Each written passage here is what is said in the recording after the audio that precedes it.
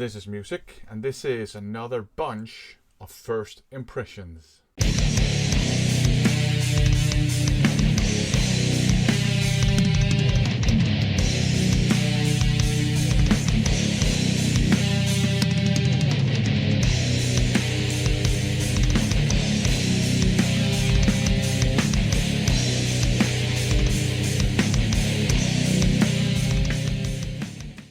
Welcome to another first impressions video. In these videos I share with you my first impressions of the many blind buys I've picked up over the last couple of years. I have a handful of CDs to talk about this time around, so let's get down to business. Up first, Power Theory, and it's called Out of the Ashes into the Fire and Other Tales of Insanity. So that's a bit of a long title. We are actually dealing with very Judas Priest-esque, straight up heavy metal. You have lots of Judas Priest-like riffage. The vocals are not like Priest at all, but they're still pretty cool. You do have some elements from other kind of artists from within the traditional metal realm, as it were. I think it's even in the fourth track, Nightmare Crawling, that even has a little bit of the more sort of groovy glam metal feel to it. Just the riff, not the song at all, but just the riff. So this is pretty solid, straight up heavy metal, and I actually quite enjoyed it. It's not super original, it's not innovative or anything like that, but it's solid. And it's pretty damn good, and I enjoy listening to it, especially if you like your riffs. They have lots of good riffs on here. Up next, this one has been sitting in my inbox for way too long. Queensrÿche, Digital Noise Alliance. I gotta say, I'm so glad they got Todd Latour in the band, because the setup with Jeff Tate on vocals, basically from the mid-90s and onwards, it just wasn't working for me. I have to admit, I do like Mindcrime 2, but that's the only one from that kind of era. So they became kind of revitalized in a way when Todd Latour joined, and their albums from then on they're much more to my taste. They don't sound like wannabe alternative rock or anything like that. It's straight up heavy metal, US heavy metal with just a slight progressive edge, and you get that on here. Todd Latour sounds great. You have some fantastic riffs and awesome guitar solos. I really like the choruses on this album. They are very catchy, very memorable, very big too, and you can sing along to them, so that is great. Like I said, there are some progressive elements. This one here might be the most progressively leaning of their post-Todd Latour albums, which I certainly appreciate, but this one is great. I'm glad I picked it up, although it took me a while to get around to spinning it. Got a similar story here, Black Fire by Raptore. I picked this one up because I went down to the Mephisto record store to pick up some things, and they were playing this just in the background. And I immediately thought, that sounds really interesting, and I made a mental note, and then a couple of months later I picked up the CD version here, and only now did I have the time to listen to it. This is fantastic. It's somewhere in between speed metal and this kind of modern traditional type of heavy metal. It's very melodic. It's more melodic than I anticipated, but I appreciate that. And it has a kind of an epic feel to it as well, which I didn't anticipate either from just that one or that couple. I think it was just one song I actually I got to hear in Mephisto. Probably the last song, because they put something else on afterwards. But Great stuff. Melodic, speed metal, traditional metal with some hints of power metal too. Fantastic stuff. Great vocals too. If you like your more soaring style of vocals, I really enjoy listening to this. This one will get more spins for sure. And, you know, the story is repeated once again, because this is the exact same story with Riot City, Electric Elite. It's been sitting in my inbox for way too long. And again, I heard a song or two from it, played in the background in the same record store, Mephisto, and I made a mental note, and then I picked it up a bit later, and only now did I have time to listen to it. This one is great too. This is also kind of melodic speed metal. This one has more of an Iron Maiden vibe to it. Not that they copy Iron Maiden or sound like Iron Maiden, but they do have a lot of those twin guitar leads, and that just adds a lot to this melodic dimension, and it obviously adds to what I like. So you got some speedy songs on here, but there are more kind of like just mid-tempo, straight-up metal songs than I anticipated. But, you know, it's just a surprise there.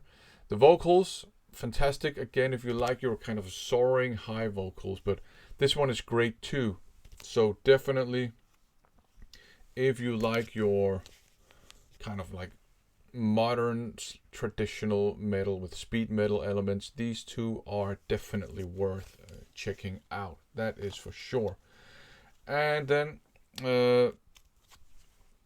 this one here, Skinflint, and it is called Nyemba. So Skinflint is they are a metal band from Botswana, and their style is traditional heavy metal with maybe a kind of a US metal feel to it.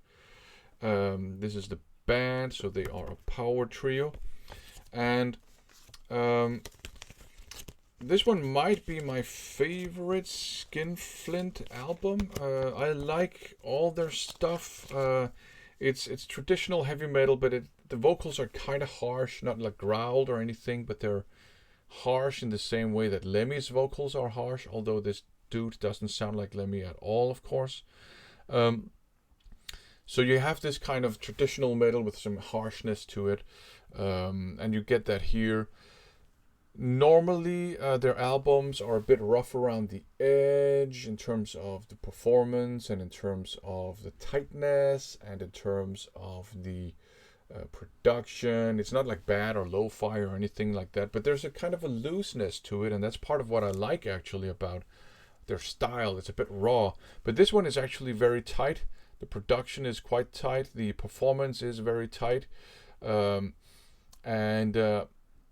maybe that's why I like this one the best. Not to take anything away from their other albums, because I do like them too. But traditional heavy metal, a bit of harshness, some US metal influence, a little bit of Iron Maiden, Priest, all that stuff. There's a fun kind of blues song on here too, so a little bit of humor too, I think. The lyrical content on these albums by this band typically deals with African folklore and stuff like that. So that's also very interesting to listen to. So very tight heavy metal. Because of the slightly harsh vocals, sometimes I get a bit of a kind of a blackened heavy metal feel to it, to the music here. But yeah, great stuff. I really like Skinflint. I'm glad I picked this one up and listened to it. Now to some soundtrack. The soundtrack from Macross Plus, an anime series. So this one is part 1, I guess. This is very cinematic. For the most part, it's classical music, very cinematic, and it's epic, of course. You also have some quieter moments. I mean, it's a soundtrack, right? People might be surprised because this is from the 90s.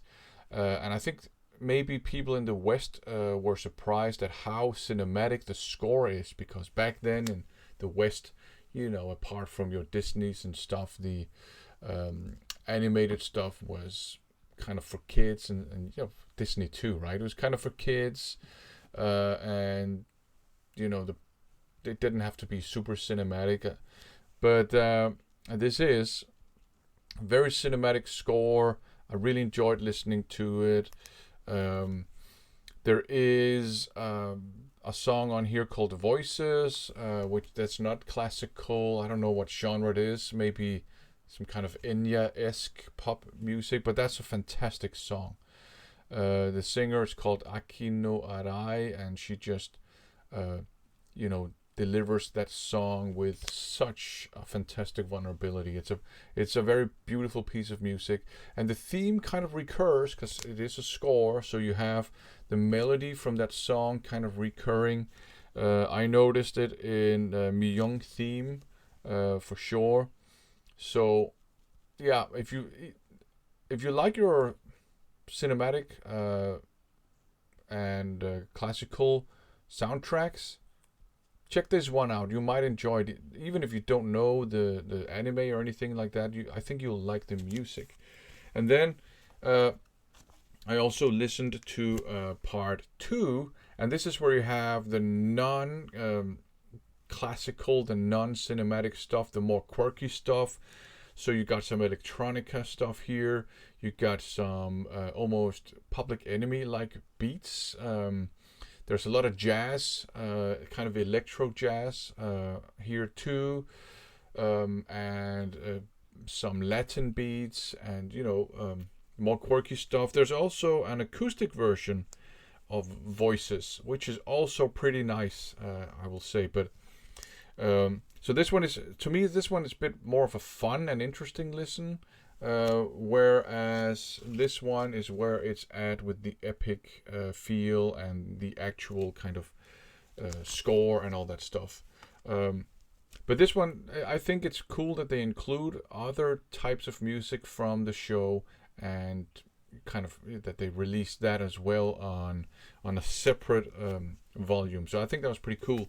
So yeah, a success in my book. I enjoyed listening to all of these. The Power Trip one, pretty damn good. The Queensrÿche one, awesome. Riot City and Raptore, fantastic. And Skinflint kicks ass. And then you have those very, very interesting 2 Macros Plus CDs. I can vouch for all of this if you want to check it out. Thanks for watching.